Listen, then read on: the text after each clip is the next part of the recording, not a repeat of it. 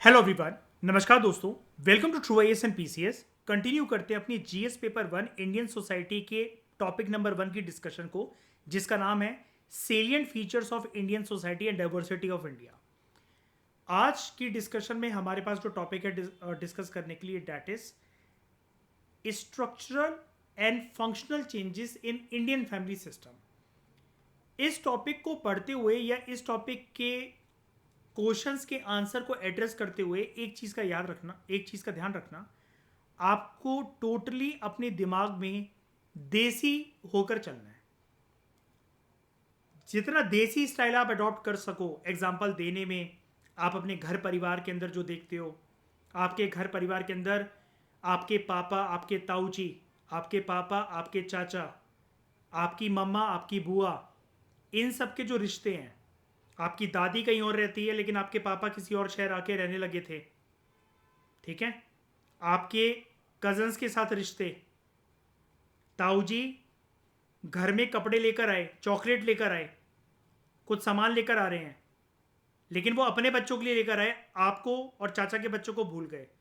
इस तरह के पारिवारिक माहौल के अंदर जो भी चीज़ आप ऑब्जर्व करते हो ना, ये टॉपिक आपका आज का इसके बारे में है पूरा का पूरा। डिस्कशन में आगे बढ़ने से पहले एक बात मैं क्लियर कर देना चाहता हूं। यहां पर आपको बताया गया है, टॉपिक को पहले समझो, कुछ बुनियादी चीजें यानी कि स्ट्रक्चरल चेंजेस और जिस तरीके से फैमिलीज फंक्शन करती हैं भारत के अंदर, वो किसी भी धर्म की हो लेकिन परिवार परिवार है, उनके अंदर चेंजेस क्या आए हैं। और ये जो टॉपिक हम पढ़ने जा रहे हैं, वो चेंजेस जो आए हैं वो 21st सेंचुरी के अंदर विटनेस करे गए हैं। 21वीं शताब्दी के परिवर्तन है वो। एक तो इस बात को बैकग्राउंड बनाकर ये टॉपिक को समझना, सुनना। दूसरा, ये जो जितने भी पॉइंट्स हैं, जो चेंजेस को हम पॉइंट वाइज डिस्कस करेंगे, हर पॉइंट के फायदे हैं, नुकसान भी हैं। तो आपको पॉजिटिव चीज़ें और नेगेटिव चीज़ें बैलेंस करना आनी चाहिए। और आपको मैं समझा तो दूंगा, लेकिन आप शब्दों का उच्चारण कैसे करोगे लिखते हुए, इसकी प्रैक्टिस आपको करनी पड़ेगी। वो मैं धीरे धीरे करके आंसर राइटिंग और पीवाई क्यूज के थ्रू आपकी करवाऊंगा, लेकिन एग्जाम्पल्स को अच्छे से आपको इंग्रेंड करना है, एब्जॉर्ब करना है, उस चीज़ का ध्यान रखना। तो चलो let's hit the bullseye, topic को स्टार्ट करते हैं। जब से इंडस्ट्रियल सिविलाइजेशन स्टार्ट हुआ है, ठीक है, और इंडस्ट्रियल सिविलाइजेशन आप ऐसा मान लो कि इंडस्ट्रियल रेवोल्यूशन तो बहुत साल पहले स्टार्ट हो गया था, ठीक है, 19th century 20th century Britain के अंदर। लेकिन यहां पर इंडस्ट्रियल सिविलाइजेशन, रेवोल्यूशन नहीं लिखा हुआ है। इंडस्ट्रियल सिविलाइजेशन का इम्पैक्ट हम यहां पर पढ़ रहे हैं भारत के संदर्भ में, क्योंकि हमें भारत के अंदर जो इंडियन फैमिलीज हैं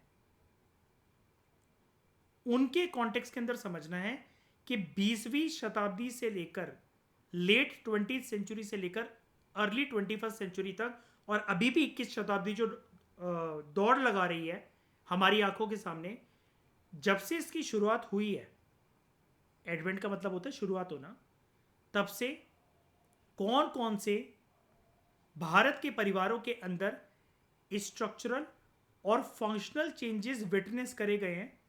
अब ये चेंजेस विटनेस किसके द्वारा करे गए हैं? अगर हम पढ़ाई लिखाई के संदर्भ में बात करें तो ऐसे चेंजेस को स्टडी करने का काम वैसे तो होता है समाज शास्त्रों का, यानी कि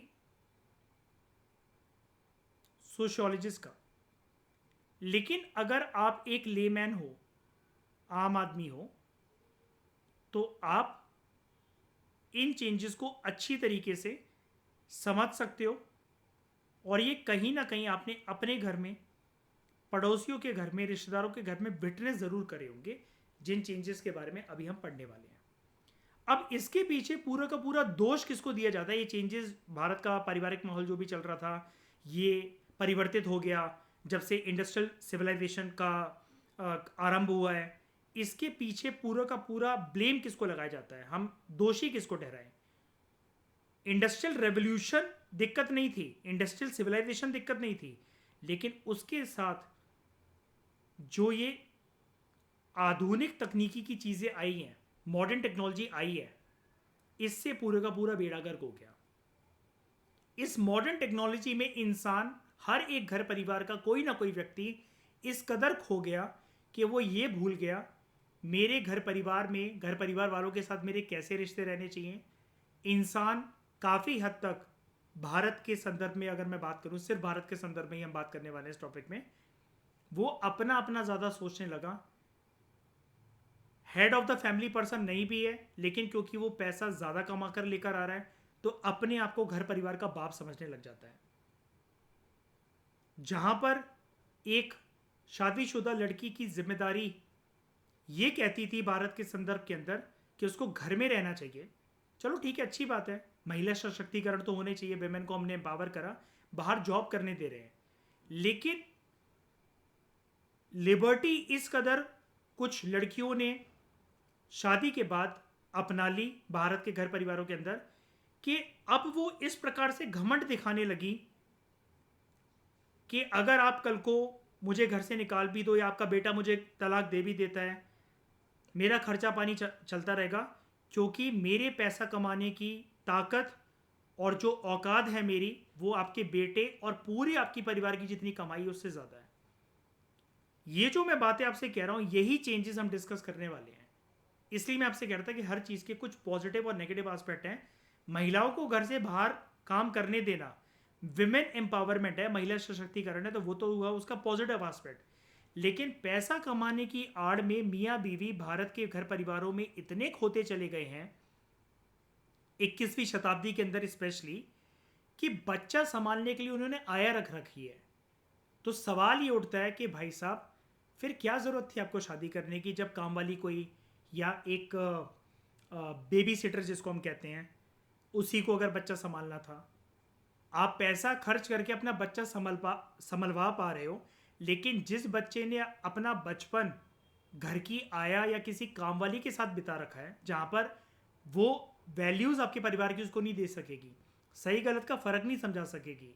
आप 24 घंटे अपने आप में ये घमंड तो फील कर सकोगे, हम तो अपने बच्चे को किसी चीज़ की कमी नहीं होने देते हैं, हमारा बच्चा तो मर्सिडीज से, लैम्बोर्गिनी से, फरारी से जाता है स्कूल, हम तो उसका बर्थडे हेलीकॉप्टर और प्राइवेट जेट में मनाते हैं, गर्मियों की छुट्टियों में लोग नैनीताल कुल्लू घूमते हैं, हमारा बेटा तो दुबई, स्विट्ज़रलैंड, न्यूजीलैंड होकर आता है। लेकिन वही बच्चा अगर आपसे बड़े होकर सब जबान चलाएगा, तुमने करा क्या मेरे लिए, तो फिर वो वाली बातें आपको चुभनी नहीं चाहिए। क्योंकि जो प्यार एंड नर्चरिंग जिस बच्चे को उस साइकोलॉजिकल सपोर्ट की नीड थी, आपने अपने आप को झूठी दिलासा देकर उसका साइकोलॉजिकल सपोर्ट फिजिकल सपोर्ट के अंदर कन्वर्ट कर दिया कि चीज़ों का शौक तो मैं पूरा कर रहा हूँ ना, पैसे तो हम कमा रहे हैं ना। और जहाँ पर घर की माँ, जो कि एक स्ट्रॉन्ग पिलर होती है जब बच्चा छोटा होता है, एक माँ ने अपने बच्चे को दूध भी नहीं पिलाया, अपना ब्रेस्ट फीडिंग भी नहीं करवाई उसकी, और घर की आया उसे पाउडर वाला मिल्क पिलाती थी, तो ऐसा बच्चा क्या ही अपेक्षा रखेगा अपने माँ बाप से। फिर वो बातें छुपाएगा, बिगड़ेगा, दारू पीकर आएगा कल को घर पे, और कल को अगर वो अपने बाप या माँ के ऊपर हाथ भी उठाता है तो फिर वो चीज़ बुरी नहीं लगनी चाहिए माँ बाप को। इस कदर भारत का ये जो पारिवारिक ढांचा है ये हिल गया है कुछ चेंजेस की वजह से, कुछ परिवर्तन की वजह से, जो 21वीं शताब्दी के अंदर विटनेस करे गए हैं। तो आज जो मैं आपको पढ़ाने वाला हूँ उसकी जिस्ट मैंने ये डिस्कशन को बोलकर दे दी आपको। अब चलो, जो यहाँ पर अंग्रेजी लिखी हुई है उसको भी डिकोड कर लेते हैं। फैमिली स्ट्रक्चर 21st सेंचुरी के अंदर जब से इंडस्ट्रियल सिविलाइजेशन आया है और आधुनिक यंत्र तंत्र आए हैं जब से, तो उसकी वजह से भारत का पारिवारिक ढांचा, जो स्ट्रक्चर है उसका, जो उसके जो फंक्शंस हैं, वो फेटेडली चेंज होने लगे हैं। अब यहाँ पर फेटेडली वर्ड की इंपॉर्टेंस बहुत है। फेटेडली मतलब, देखो, फेट का मतलब ये होता है कि जो आपकी किस्मत में लिखा था वो तो होना ही था। तो कहने का मतलब ये, इंडस्ट्रियल सिविलाइजेशन की वजह से ये चीज़ें तो होनी ही थी कभी ना कभी, क्योंकि दुनिया में हो चुकी थी, तो भारत भी इससे एक तरीके से परे नहीं रह सकता था, दूर नहीं रह सकता था, कभी ना कभी तो ये भारत के अंदर होना ही था। लेकिन यहाँ पर फेटेडली का एक और मतलब है, कोई भी ऐसे चेंजेस को हम फेटेडली कहते हैं, कोई भी ऐसे परिवर्तन को हम फेटेडली कहते हैं जिसको आप यू टर्न मार के दोबारा से रिवर्स नहीं कर सकते हो। वो चीज़ अब आगे बढ़ती जा रही है, बढ़ती जा रही है, बढ़ती जा रही है। अब ये ग्राफ कभी भी जिस पॉइंट से इसने शुरुआत करी थी ग्राफ ने, ये ग्राफ कभी भी यहां नहीं आने वाला।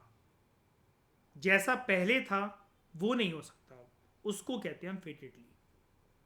तो आज के समय में ज़्यादातर, अब ये चीज़ समझने वाली है, ध्यान से पूरा फोकस लगा के समझना मेरी बात को। आज के समय में ज़्यादातर जो पुराने हमारे घर परिवारों के अंदर जो ट्रेडिशनल एक्टिविटीज़ होती थी, ठीक है, कि शाम को बैठ के सब लोग गाना गा रहे हैं, ठीक है, बच्चे खेल रहे हैं, जॉइंट फैमिली सिस्टम एक सबसे बड़ी रियलिटी पुराने परिवारों की, कि परिवार में ताऊ जी, पापा, चाचा, चाचियाँ, बुआ, दादी, दादा सब साथ रह रहे हैं, ठीक है। इसके अलावा जो कोई मिलाकर टाइम स्पेंड करने वाली जो प्रक्रिया थी कि परिवार के लोग आपस में शाम को बैठा के टाइम बिता रहे हैं, काम करना या पैसे कमाने की होड़ इतनी इंसान में नहीं मची हुई थी। माँ बाप अच्छी तालीम देना बच्चों को पसंद करते थे क्योंकि बच्चे अपना फालतू का टाइम टीवी पर वेस्ट नहीं करते थे। मैं अभी फ़ोन वगैरह की बात नहीं कर रहा हूँ क्योंकि मैं 21st सेंचुरी के उत्पादन की ही बात कर रहा हूँ, जस्ट जब इसका आरंभ हुआ है 21वीं शताब्दी का। उससे पहले जो जो चेंजेस ये धीरे धीरे करके इंडस्ट्रियल सिविलाइजेशन के अंदर आने, इंडस्ट्रियल हमारी सिविलाइजेशन का पार्ट बन गए, इंडस्ट्रीज ने ओवरटेक कर लिया ह्यूमन सिविलाइजेशन को, ठीक है, या उनकी मनोवैज्ञानिक स्तर पर, साइकोलॉजिकल लेवल पर बहुत ज़्यादा गहरी छाप बनाते चले गए। और हम अपने घर परिवारों से, रिश्ते नातों से, जो टाइम हम स्पेंड करते थे उससे दूर होते चले गए। तो जब माँ बाप अच्छी तालीम, अच्छी लर्निंग देते थे, बच्चों को अच्छी शिक्षा देते थे, ये पढ़ने को कहते थे, वो पढ़ने को कहते थे, भजन कीर्तन होता था, है ना, बच्चे को सारा, किसी भी धर्म का कोई बच्चा है उसको कुरान शरीफ का पाठ पढ़वाना, बाइबल की नॉलेज देना, गीता और रामायण इन सब का पाठ पढ़ाना, वो उससे हमारे घर परिवार के लोग दूर होते चले गए। तो इससे हुआ क्या, जब फैमिली के अंदर जो वैल्यूज़ हुआ करती थी, जिससे उस घर परिवार की जान पहचान हुआ करती थी, वो परिवार जाना जाता था गली मोहल्ले के अंदर, उसके कुछ वैल्यूज़ थे कि आपको 8 बजे के बाद घर से बाहर नहीं जाना है, तो वो किस कदर चेंज हो गया कि आज कोई भी अपने मम्मी पापा से ज़बान चला लेता है, क्या है, जा रहा हूँ ना दोस्तों के साथ, यार आपको क्या लेना देना, आपको हर चीज़ में टोका टाकी करनी होती है।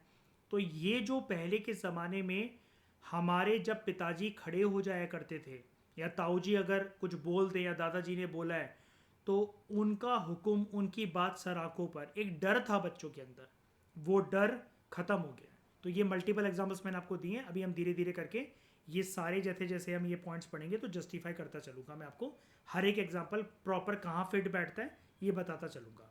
लेकिन यहाँ पर जिन ट्रेडिशनल एक्टिविटीज़ की परिवार की बात हो रही है, राइटर हमसे ये कह रहा है कि आज के समय में ये ट्रांसफ़र होने लगी हैं टू आउटसाइड एजेंसीज। अब ये आउटसाइड एजेंसीज क्या हैं, ये अभी मैं आपको थोड़ी देर में बताता हूँ। अब इन ट्रेडिशनल एक्टिविटीज़ के लुप्त होने से, ख़त्म होने से क्या हुआ है कि हमारा जो बॉन्ड रहता था, जो मेलजोल रहता था, जो एक प्रकार से हमारी परिवार के साथ वी फीलिंग रहती थी, वो धीरे धीरे करके फेड होने लगी है, धुंधली होने लगी है, ठीक है। पास के अंदर जैसी हमारी बॉन्डिंग थी हमारे घर परिवारों के साथ, हमारे जो रिश्ते नाते थे वो खोने लगे हैं। आप इसमें नॉर्मल से एग्जांपल्स को यूज़ कर सकते हो, अगर पेपर में अगर कोई ऐसा क्वेश्चन आए, नॉर्मल सा सबसे ज़्यादा आज के समय में फिट बैठने वाला एग्जांपल क्या होगा कि पहले हम पर्सनली जाकर लोगों से मिलकर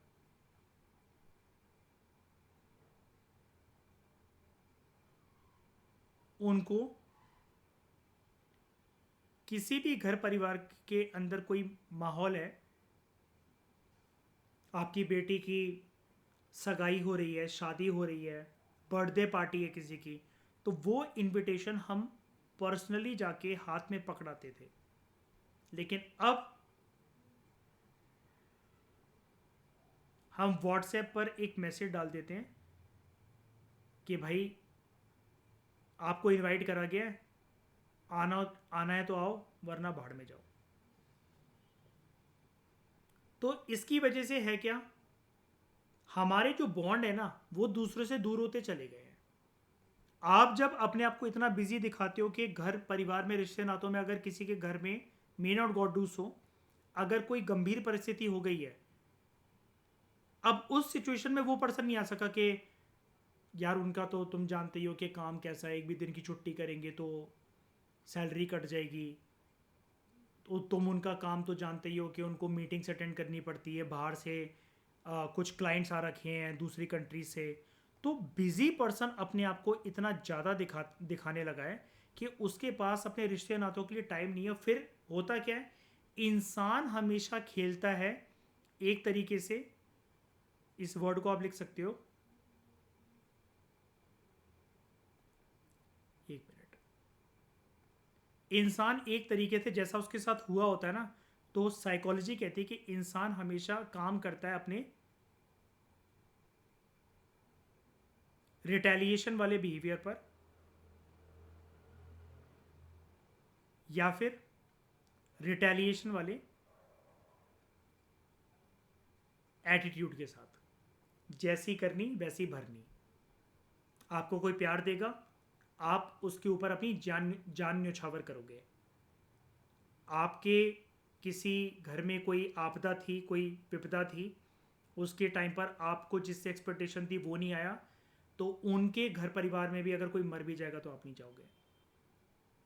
इससे होगा क्या, जब ऐसे एक दो इवेंट हो जाएंगे तो आपके जो क्लोज रिलेटिव्स, जो कि अभी तक इस डेफिनेशन के अंदर आते थे कि they are my close relatives, सगे संबंधी, हमारे पास के रिश्तेदार, ये सब लोग हैं, वो धीरे धीरे करके दूर के रिश्तेदारों में कन्वर्ट होते जाएंगे और एक टाइम के बाद तो आप उनका नाम भी नहीं लोगे। या फिर एक जनरेशन का गैप जब आ जाएगा तो आपने सुनी होंगी ऐसी बातें, उन्होंने कौन सा उनके बेटे की शादी में हमें बुलाया था तो हम क्यों अपनी लड़की की शादी में उनको बुलाएं। ये एटीट्यूड फिर छाने लग जाता है। हाँ जी तासिम, आप कुछ हैंड रेस करके कुछ पूछना चाह रहे थे। हाँ बताओ। हाँ मैं समझ गया कि आप ये कहना चाह रहे हो कि इंडस्ट्रियल रेवोल्यूशन के टाइम पर ज़रूरी नहीं है कि यहीं से ये चेंजेस, मतलब उसी की वजह से चेंजेस आए, है ना। राइटर यहाँ पर आपको ये कहने की बात कर रहा है, तासिम समझो, कि इसके बाद ये चेंजेस ज़्यादा एक फास्ट तरीके से विटनेस करे गए हैं भारत के समाज के अंदर। और जिसको मैं पहले ही बता चुका हूँ लेक्चर की स्टार्टिंग में, इसको जो समाजशास्त्र के जो लोग हैं, जो सोशियोलॉजिस्ट हैं, उन्होंने अपनी थ्योरीज के अंदर आइडेंटिफाई करा है, क्योंकि ये चेंजेस आइडेंटिफिएबल है। और ऐसा क्यों हुआ, अभी हम इस पॉइंट को जस्टिफाई करेंगे कि यहाँ पर लक्ष्मण रेखा इसी बात की क्यों खींची गई है, राइटर ने यही क्यों बोला है कि इंडस्ट्रियल सिविलाइजेशन के बाद। अब यहाँ पर ये विजन आईएएस वालों ने नहीं बोल रखा है, सोशियोलॉजिस्ट की स्टडी कहती है कि इंडस्ट्रियल सिविलाइजेशन के बाद जब मॉडर्न टेक्नोलॉजी आई भारत के अंदर, तब ये इंडियन फैमिली सिस्टम के अंदर ये जो स्ट्रक्चर और फंक्शनल चेंजेस थे, ये बहुत स्लोली और ग्रेजुअली होते थे। 1000 में से 2-3 परिवारों के अंदर ऐसे घटनाक्रम होते थे, लेकिन अब उन 1000 में से 2-3 परिवार ही बचे हैं जिनका ज्वाइंट फैमिली सिस्टम या पुरानी परंपरा जिनके घर के अंदर फॉलो हो रही हो, जहां पर बच्चे माँ बाप का कहना मानते हो कि घर का गेट जब लॉक कर हो गया है तो वो नाइट आउट ना करते हो। लड़कियां, घर परिवार वाले बचाना चाह रहे हैं लड़कियों को, क्योंकि शहर का माहौल ख़राब है कि छोटे कपड़े मत पहनो, बाहर मत जाओ, तो वो बात मान रही हैं। उनके अंदर ये नहीं आप होते कौन हो, मैं तो एक मॉडर्न सोसाइटी की लड़की हूँ, मॉडर्न सोसाइटी का लड़का हूँ, मेरे पास मेरे फंडामेंटल राइट्स हैं, फलाना है ढिकमा है। आज के समय में तो आपको ये भी चेंजेस देखने को मिलते हैं ना भारत के समाज के अंदर, कि एक बच्चे ने अपने माँ बाप के खिलाफ पुलिस को कॉल कर दिया। ये हमारी परंपरा थी क्या भारत के समाज की, ये नींव थी क्या, बताओ रिया। कभी एंशियंट टाइम में, एंशियंट टाइम नहीं सॉरी, पुराने ज़माने में सुना है खौफ होता था माँ बापों का, और माँ बाप जो कहते हैं वो पत्थर की लकीर जिसको मिटाया नहीं जा सकता, क्योंकि बच्चे समझते थे कि हमारा हित चाहते हैं। लेकिन आज हम आर्ग्यू करते हैं। तो ये जो एटीट्यूड है, जिसको कई लोग बदतमीजी वाला एटीट्यूड कहेंगे, जिनके साथ हो रहा है, लेकिन जो कर रहे हैं एटीट्यूड अपना ऐसा बिहेव घर परिवार के लोगों के साथ, फैमिली के साथ, वो कहेंगे this is my individual liberty, this is my freedom. मेरे फ्रीडम को कोई रोकने की कोशिश करेगा तो उसको मुंह की खानी पड़ेगी। ये जो भारत के अंदर एक कॉन्फ्लिक्टिंग नेचर घर परिवार के लोगों के बीच में ही पैदा हो गया है, अपने राइट्स को लेकर, अधिकारों को लेकर के, और अपनी धौंस जमाना पैसों के थ्रू। और आपसे घर में कोई बड़ा भी है फिर भी आप ये जता रहे हो क्योंकि पैसा मैं कमा कर लेकर आता हूं, तो कहने को मेरे बाप दादा तुम हो, लेकिन घर का मुखिया तो मैं ही हूं। ये चीज़ें, ये एटीट्यूड इस इंडस्ट्रियल सिविलाइजेशन मॉडर्न टेक्नोलॉजी से बदला है। ये कहना चाह रहा है राइटर यहाँ पर। अब क्लियर हुआ? अभी धीरे धीरे करके और अंडरस्टैंडिंग मिलेगी, पेशेंस रखो, सब्र रखो, ठीक है। तो आउटसाइड एजेंसीज की वजह से ये चीज़ें वीक हो गई हैं, बॉन्ड वीक हो गए हैं, जो पास्ट में अभी तक हमारे घर परिवारों को एक बंधन में बांध कर रखते थे। अब वो बंधन टूटने लगा है, वो जो धागा था वो हाथों से छूटने लगा है इंडियन फैमिली सिस्टम के अंदर। अब प्रूफ करते हैं इस बात को। अभी तक हमने फिलोसफिकल बातें बहुत कर ली, फिलोसफी बहुत झाड़ ली, लेकिन लेट्स प्रूव दिस पॉइंट। और मैं इतना डिटेल में इसलिए आपको पढ़ा रहा हूँ बिकॉज इंडियन सोसाइटी को बच्चे कितना भी पढ़ जाए तो बच्चे इसके लिए क्विक नोट्स के चक्कर में रहते हैं कि छोटा सा कंटेंट पढ़ के उनको लगता है कि वो जीएस मेंस के आंसर लिख लेंगे। हमेशा याद रखना ये टॉपिक बहुत डाइसी होता है। जीएस पेपर 1 के अंदर हिस्ट्री, ज्योग्राफी, ये सब टॉपिक्स तो आप कर लोगे, लेकिन सोसाइटी को आप कितना भी पढ़ जाओ सारे क्वेश्चंस आपके सामने नए आएंगे। अपनी नॉलेज, अपने अच्छे एग्जाम्पल्स का होमवर्क जब तक आपके दिमाग ने नहीं कर रहा होगा, आप इस ट्यूबुलेटेड टाइम के अंदर मैं आपको चुनौती देता हूँ, आप कभी अपना पेपर कंप्लीट कर ही नहीं पाओगे। और एक बात याद रखना, मेंस लिखने का मौका भगवान बार बार सबको नहीं देता है। जिस साल आप मेंस लिखो तो शुक्र मनाना उस भगवान का, उस अल्लाह का, उस जीसस क्राइस्ट का, उस गुरु नानक का, जिस भी शक्ति को आप मानते हो। क्योंकि हो सकता है कि जिस साल आपको मेंस लिखने का मौका मिला और आपने वो मौका गवा दिया, जिंदगी में उसके बाद दोबारा आपका कभी प्रीलिम्स ही ना निकले। बहुत लोगों के साथ ऐसी बर्बादी हुई तो होती हुई देखी है मैंने।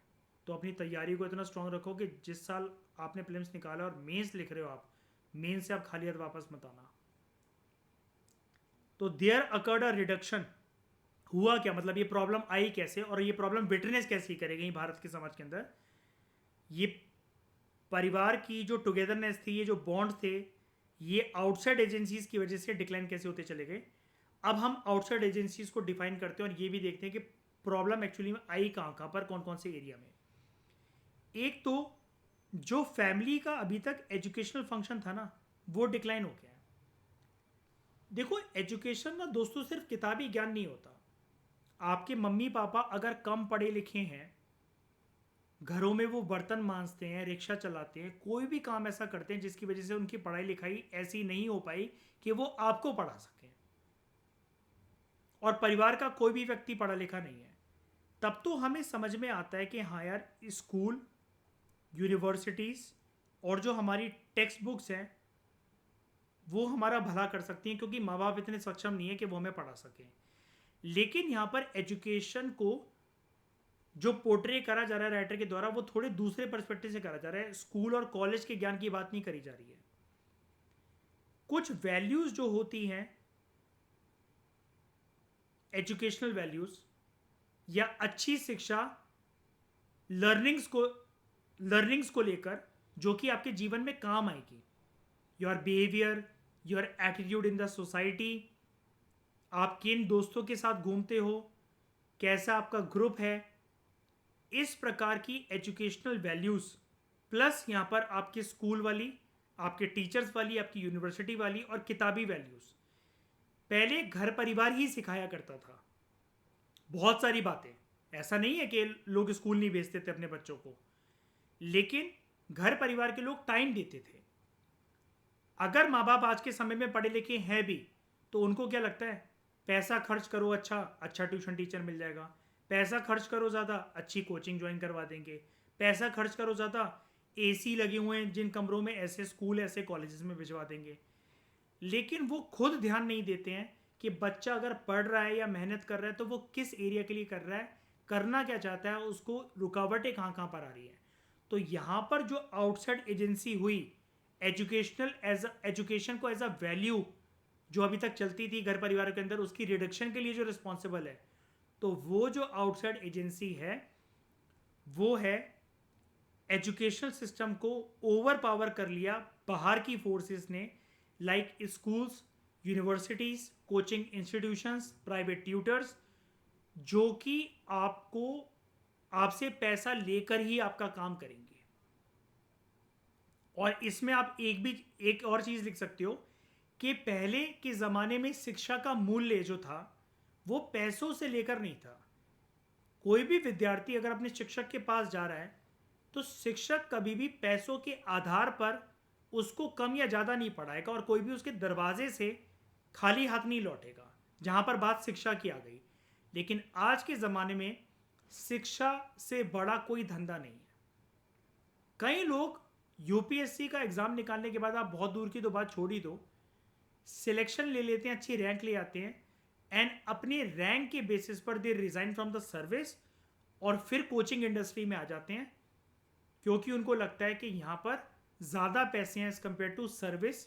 सर्विस में 2 नंबर का पैसा लेना पड़ेगा, लेकिन यहाँ लीगल तरीके से हम करोड़पति बन सकते हैं और ज़िंदगी भर कमाने के लिए टैग तो मिल गया, बिकॉज मैं एक्स IRS ऑफिसर हूँ, मैं एक्स IPS ऑफिसर हूँ, मैं एक्स IAS हूँ।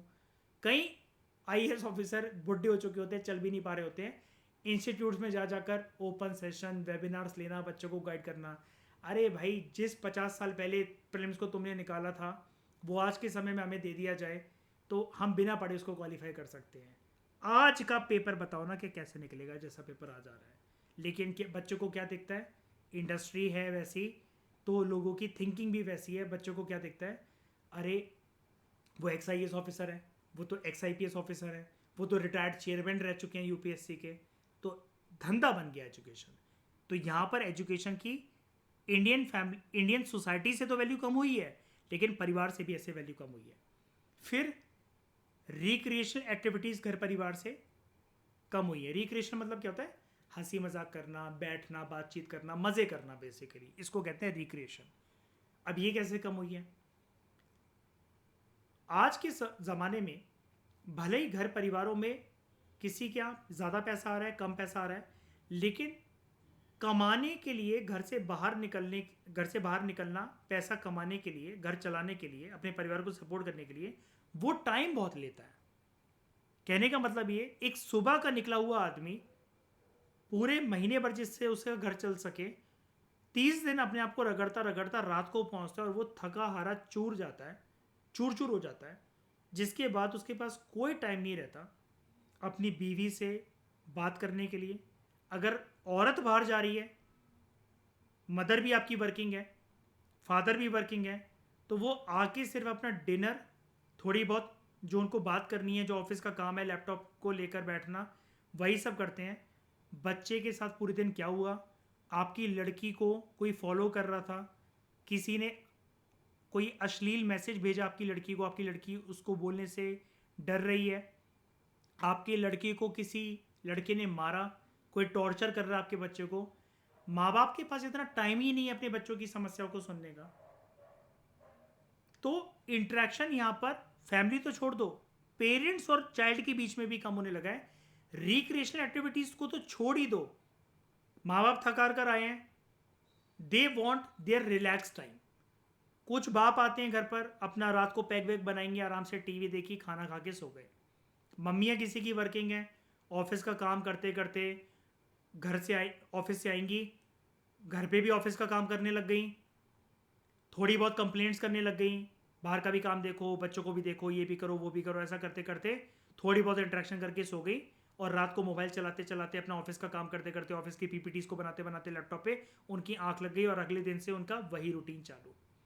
मुश्किल से अगर ऐसे फैमिली में किसी को टाइम मिलता है तो वो संडेज का मिलता है, जहां पर ऐसे बच्चों के माँ बाप सिर्फ सोना पसंद करते हैं, बिकॉज 6 दिन उनकी बॉडी चूर चूर हो रखी है।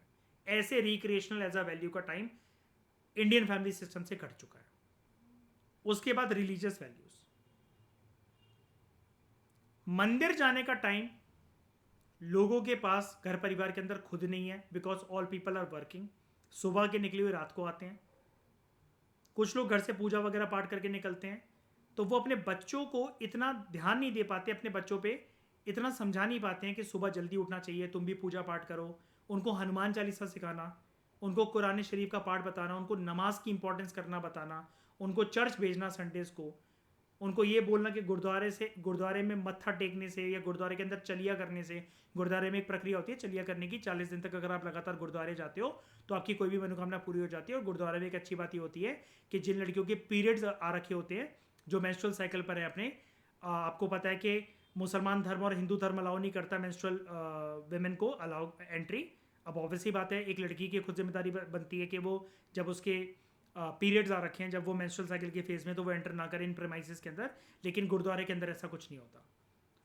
तो ऐसी प्रक्रिया, ये सब लर्निंग सिखाना, बच्चों को ऐसी तालीम देना, या रिलीजियस लिटरेचर उनको पहले जैसे पढ़ाया जाता था, रात को जब छतों पे लोग सोया करते थे, लाइट चली जाती थी और टीवी और गैजेट्स ये सब नहीं थे, तो कोई ना कोई चीज़ उनको बेसिक गायत्री मंत्र का पाठ पढ़ाना, हनुमान चालीसा याद करवाना, ये हर एक बच्चे के ज़बान पर कंठस्थ रहता था। आज के समय में लोग इन्हीं रिलीजियस वैल्यूज़ का घर परिवार के अंदर अनादर करते हैं कि नॉनवेज उनके घर में बन रहा है, किसी घर परिवार के अंदर अलाउड भी नहीं है नॉनवेज खाना, लेकिन आजकल के बच्चे खाने लगे हैं और माँ बापों को कोई इससे दिक्कत नहीं हो रही है। वो दूर है बहुत ज़्यादा रिलीजियस टीचिंग से, या उनको अपने धर्म के बारे में कोई भी ज्ञान नहीं है, या आधा अधूरा ज्ञान है, उनको अपनी देवी देवताओं की शक्ल देखकर उनके नाम भी नहीं पता। तो ये शो करता है कि रिलीजियस वैल्यूज़ किस प्रकार से भारत के समाज में बहुत ज़्यादा डिक्लाइन होती चली गई हैं। अब आउटसाइड एजेंसी कौन सी रिस्पॉन्सिबल है इसके लिए?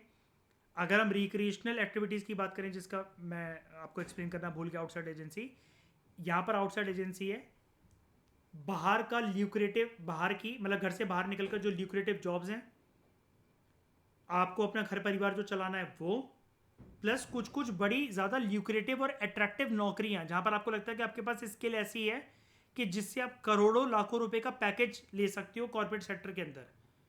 और जब हस्बैंड वाइफ को ऐसा लगता है कि हम दोनों के अंदर काबिलियत है, तो दोनों फॉर्मेलिटी के लिए बच्चा तो पैदा कर लेते हैं, लेकिन उस बच्चे पे फिर ध्यान नहीं दे पाते हैं। तो आउटसाइड एजेंसी है यहाँ पर हो गई कि एक तो बाहर का बर्डन बहुत ज़्यादा, सरकार ने फिक्स वर्किंग आवर्स जो हमारे देश में नहीं बना रखे हैं वो, यानी कि lack of rules and regulations with respect to the working hours of people, of citizens. Religious संदर्भ में अगर हम बात करें तो यहाँ पर आउटसाइड एजेंसी, जिसकी वजह से घर परिवार के अंदर जो रिलीजियस फंक्शन है, जो रिलीजियस वैल्यूज है, वो डिक्लाइन हुई है। बच्चों का ज़्यादा से ज़्यादा टाइम स्पेंड करना, और वो भी अनमॉनिटर्ड तरीके से कि कोई उनको देख नहीं रहा, डिवाइसेस पर, इंस्टाग्राम पर, यूट्यूब पर। कैसे? एक एक बच्चे की माँ ही होती है वो, जो सबसे ज़्यादा, अगर वो हाउसवाइफ है तो बच्चे के साथ टाइम स्पेंड करती है घर पे। वो बहुत कुछ सिखा सकती है उस बच्चे को जब वो कच्ची उम्र का धागा है, क्योंकि अगर एक बार वो पक गया, 15 16 18 साल का हो गया, फिर वो आपके हाथ में नहीं आएगा। तो जैसा आपने उसे बना रखा है, जब वो गीली मिट्टी का ढांचा था, तब आप उसको मोल्ड कर सकते हो अपने हिसाब से। आजकल लेकिन परिवारों के अंदर एटीट्यूड कैसा है कि जिस माँ को बैठकर बच्चों को धर्म की तालीम या अच्छी शिक्षा देनी चाहिए, मैं रिलीजियस वाले पॉइंट की बात कर रहा हूँ इसलिए मैं धर्म की बात यहाँ पर कर रहा हूँ, कि उन्हें गायत्री मंत्र, हनुमान चालीसा, या बच्चे को नमाज कैसे करी जाती है, ये सब चीज़ें सिखाने से बेटर औरतों को घर पे, या घर पे बच्चे का जो भी केयर टेकर, उन्हें ये लगता है बच्चा रो रहा है, हमें काम है, हमें खाना बनाना है, मशीन में कपड़े धोने हैं, 100 ड्रामे हैं हमारे, तो बच्चा रोए ना और ये मुझे काम फ्रीली करने दे। मोबाइल फुल चार्ज करके कमरे में बच्चे को बैठ के पकड़ा के चली गई। और ये जो मैं एक्सप्लेनेशन दे रहा हूँ उसके ऊपर क्वेश्चन आ चुका है प्रीवियस ईयर ही, कि कैसे ये ऑनलाइन गेमिंग और ये सब डिवाइसेस जो हैं, जहाँ पर मतलब घर परिवार के लोगों को ये लगता है कि हम अपने काम से बच जाएंगे और बच्चों को फ़ोन दे देते हैं अपनी रिस्पॉन्सिबिलिटी से दूर भागने के लिए, तो ये क्या दुष्परिणाम पैदा करेगा बच्चे के ऊपर। इस प्रकार की टोन का एक क्वेश्चन लास्ट ईयर ही आया था। इसलिए मैं आपसे कह रहा हूँ, मेंस में आपकी अंडरस्टैंडिंग बहुत डीप होनी चाहिए। मैं सभी सब्जेक्ट्स की बात नहीं कर रहा कि आप इकोनॉमिक्स में भी, जीएस पेपर 2 में भी, 3 में भी हर टॉपिक के साथ ऐसा करो, लेकिन इंडियन सोसाइटी की जितने भी bullet points as a syllabus given है आपके जीएस पेपर 1 के सिलेबस के अंदर, इनमें आपको ऐसी गहराई से सोचना पड़ेगा, ऐसे एग्जाम्पल्स को रिलेट करना पड़ेगा। अदरवाइज मैं तो पढ़ा के चला जाऊंगा, आप मेरे अलावा 100 फाउंडेशन कोर्स और ज्वाइन कर लोगे, आप होम ट्यूटर भी रख लो यूपीएससी का, लेकिन ये आपकी हेल्प आप ही कर सकते हो, संसार में आपको कोई नहीं बचा सकता है, क्योंकि वहाँ पर आंसर आपको खुद लिखने पड़ेंगे, और आप इस किसी के ऊपर ब्लेम नहीं कर सकते कि हम तो आपके कोचिंग करी थी हमने और हम तो ऐसे आंसर बना ही नहीं पाए। सोसाइटी के सारे क्वेश्चन ऐसे आते हैं कि जो आप पढ़कर गए हो उसके बेसिस पर आपको आंसर वहीं फ्रेम करना पड़ता है। मैं 100 बार एक ही चीज़ बोलता हूँ और बार बार यही बोलूँगा। तो रिलीजियस वैल्यूज ऐसे डिक्लाइन हुई हैं, समझ गए होगे आप। उसके बाद जो प्रोटेक्टिव फंक्शंस हैं फैमिली के, वो अब प्रोटेक्टिव फंक्शंस मतलब बेसिकली यहाँ पर ये वाली बात आ जाती है कि आपकी फैमिली जो है वो एक प्रोटेक्टिव अम्ब्रेला होती है आपके लिए। तो आपके पास जब इस चीज़ का स्कोप ही कम रह गया कि आप इंटरेक्शन कितनी देर तक कर पा रहे हो अपने मम्मी पापा के साथ, या आपको ऐसा लगता है कि वो थके हुए आ रहे हैं, उनको क्यों कष्ट देना, हम कुछ बातें तो खुद ही हैंडल कर लेंगे। अब बच्चे क्या करते हैं, खुद ही हैंडल को इश्यूज को करने के चक्कर में कि मैं कर लूँगा, घर परिवार में नहीं बताता ये वाली बात, वो अपने आप को कभी कभार किसी परिस्थिति में और ज़्यादा घुसा लेते हैं और ज़्यादा फंसा लेते हैं। तो वहाँ पर फैमिली प्रोटेक्टिव फंक्शन की तरह काम नहीं कर पाती हैं। एक एग्जांपल इसका और मैं देता हूँ। जॉइंट फैमिली सिस्टम के अंदर ना, परिवारों के अंदर क्योंकि भसड़ बहुत ज़्यादा होती है, इतने सारे लोग हैं, तो यू फील प्रोटेक्टेड कि कल को कोई भी इशू हो गया और मुझे बंदों की रिक्वायरमेंट है ना, मेरे पास मल्टीपल सोर्सेज हैं। एक कॉमन सा एग्जांपल ले लेते हैं कि एक बच्चा कहीं से पिटकर आया, तो उससे पता है कि मैं चाचा के बच्चे, ताऊ जी के बच्चे, इन सबको बुला लूँगा अपनी लड़ाई के अंदर। ठीक है, चलो ये तो फिर भी एक रेवोल्यूशनरी बात हो गई। ऐसे एग्जांपल हमें पेपर के अंदर नहीं लिखने, लिख भी सकते हो, कोई दिक्कत वाली बात नहीं है। लेकिन मान लो एक नॉर्मल सा एग्जांपल डिस्कस कर लेते हैं, रियलिस्टिक, कि आप कहीं पर खाना खाने गए गर्लफ्रेंड के साथ, और वहाँ पर आपका फ़ोन पे काम नहीं कर रहा और आपके पास कैश नहीं है। तो इमीडिएटली अगर आपके घर परिवार के अंदर इतने सारे लोग हैं और उनमें से 2-3 लोग फ़ोन नहीं भी उठा रहे और आपकी जॉइंट फैमिली है, आप किसी को फ़ोन करके बोल दो, भाई बंदी के साथ आया हूँ यार, नाक ना कट जाए मेरी यार, बेइज्जती ना हो जाए यार, अब घर आके तुम्हें देता हूँ पैसे, मेरा फ़ोन पे काम नहीं कर रहा, बैंक का सर्वर डाउन है, ज़रा पैसे ट्रांसफ़र करवाते ना। तो जॉइंट फैमिली सिस्टम के अंदर अनगिनत प्रकार के सपोर्ट स्ट्रक्चर्स होते हैं। हालांकि हमने इसके दुष्परिणाम भी पढ़े थे प्रीवियस लेक्चर के अंदर, कि कभी कभार हमारे परिवार सब कुछ अच्छा होने के बावजूद भी हमारे लिए घुटन कैसे बन जाता है, लेकिन फ़ायदे भी हैं उसके ज़्यादा। तो जब फैमिलीज़, अब समझने की कोशिश करो, जब फैमिलीज़ भारत के अंदर जॉइंट फैमिली सिस्टम से कन्वर्ट होते हुए अब न्यूक्लियर फैमिली बनने लग गई हैं, तो वहाँ पर आपका ये जो फैमिली का प्रोटेक्टिव फंक्शन है वो कहीं ना कहीं डाइल्यूट होता चला जा रहा है। ठीक है, विच हैव बीन मोर और less taken over by various institutions and agencies. एक आपको अच्छा एग्जांपल और देता हूं मैं प्रोटेक्टिव फंक्शन के लिए, अगर आपको इसकी अंडरस्टैंडिंग कम मिली है तो। एक छोटा बच्चा, और ये रियलिस्टिक बात है, आपने इंटरनेट पे भी देखी होगी, एक छोटा बच्चा, मम्मी पापा दोनों वर्किंग हैं, उन्होंने एक बेबी सिटर रख दिया, मेल या फीमेल, अपने बच्चे के लिए। अब वो बेबी सिटर आता या आती है, महीने के कुछ 20-25 हज़ार रुपये लेते हैं। शहरों में बेसिकली चोचले ज़्यादा चलते हैं। अब बच्चे को बचपन में चाहिए थी प्रोटेक्शन, आपका प्यार, लेकिन आपने प्रोटेक्शन उसे दी एक बेबी सिटर, एक आया आंटी या फिर एक हाउस टेकर, केयर टेकर के थ्रू, मतलब आपने दी उसे। अब कैमरे में तो ऐसी चीज़ें भी कह दो ये है कि आप काम वाली के भरोसे या बेबी सिटर के भरोसे अपना बच्चा छोड़कर गए हो और वो बच्चा आपका उछाल रही है, फेंक रही है, आपने देखी होंगी ऐसी वीडियोस, है ना। या आपने सुना होगा आरुषि मर्डर केस के बारे में, सुना है आपने, कि कैसे एक ब्लेम लगा था, हालांकि वो मर्डर मिस्ट्री जो तलवार फैमिली थी उसके ऊपर एक मूवी बनी हुई है इरफान खान की, तलवार नाम से, वो सॉल्व नहीं हो पाया केस प्रॉपर तरीके से, जिसके अंदर सीबीआई भी इन्वॉल्व थी। तो कैसे एक घर के नौकर के ऊपर इल्ज़ाम लगता है कि उसने एक घर परिवार की जो लड़की थी, क्योंकि वो रात को वहीं सोता था, तो उसने रेप भी करा उसका और मर्डर भी करा। तो यहां पर प्रोटेक्टिव फंक्शंस फैमिली के इस प्रकार भी डाइल्यूट होते हैं कभी कभार। और जैसा कि मैं आपको बता रहा था, ये चीज़ जॉइंट फैमिली के अंदर कम होगी, क्योंकि जॉइंट फैमिली के अंदर है ही इतने सारे लोग, तो आप काहे को रखोगे बेबी सिटर या केयर टेकर। उस अगर आप यहाँ पर जॉइंट फैमिली के अंदर अगर माँ बाप वर्किंग भी है ना, तब भी कोई टेंशन नहीं है, क्योंकि संभालने वाले लोग फिर काफ़ी ज़्यादा, ये हमने प्रीवियस लेक्चर में पढ़ा था कि आपके पास ना बेसिकली देखो यहाँ पर लिखा हुआ है हाई फर्टिलिटी रेट, मैंने आपको पढ़ाया था, given the capacity of care and economy greater number of children can be reared in joint family as compare to nuclear family. क्योंकि वहाँ पर अगर आपकी मम्मी वर्किंग है, पापा वर्किंग है, तो संभालने के लिए चाची हैं, ताई जी हैं, बुआ हैं, दादी हैं, दादा हैं, तो आपका मन बहलता रहेगा, बच्चा कभी भी वहां पर डिप्रेशन के अंदर नहीं जाएगा। बहुत रेयर चांसेस है।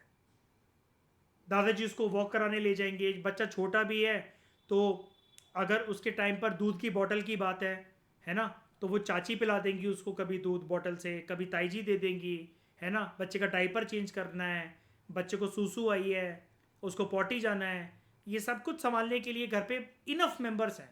तो वहाँ पर हमें ये काम वाली बाइयाँ या फिर ये जो केयर टेकर्स हैं, बेबी सिटर्स हैं, इनकी कोई आवश्यकता नहीं है न्यूक्लियर फैमिलीज में। लेकिन इसके बहुत दुष्परिणाम है कि अगर आप अपना बच्चा पूरी तरीके से किसी और के हवाले कर जाते हो, क्योंकि वो मेरा खून ही नहीं है, तो मैं तो पैसे के लिए आपके घर पर आ रहा हूँ एज अ बेबी सिटर, तो मैं काहे को केयर टेकिंग करूंगा उसकी।